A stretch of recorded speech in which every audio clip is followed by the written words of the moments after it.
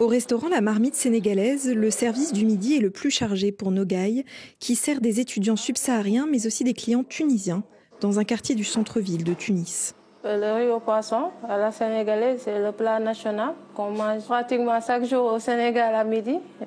Voilà. Et ça marche bien en Tunisie? Oui, tu vois, la marmite est presque déjà finie. Quand tu arrives même à 13h, tu ne trouves plus. Le chemin n'a pas été facile pour cette entrepreneuse venue en 2013 en Tunisie pour travailler comme aide ménagère dans une maison.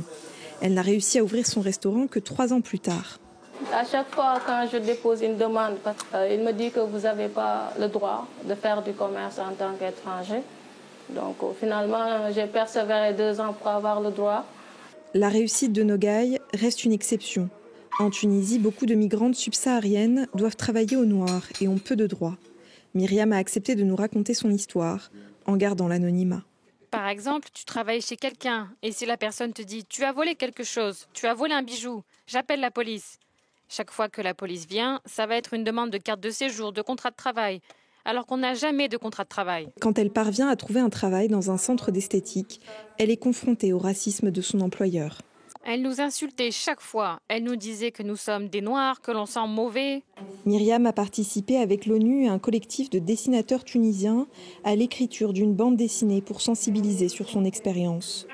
Mais selon Perle, étudiante centrafricaine et membre d'une association, il faut aussi se mobiliser pour mieux dénoncer, comme avec des formations sur la traite humaine. On donne les formations à ces migrantes parce que la plupart du temps, elles sont exploitées parce qu'elles ne sont pas informées. En 2018, la Tunisie a été l'un des premiers pays dans le monde arabe à voter une loi contre le racisme et les discriminations.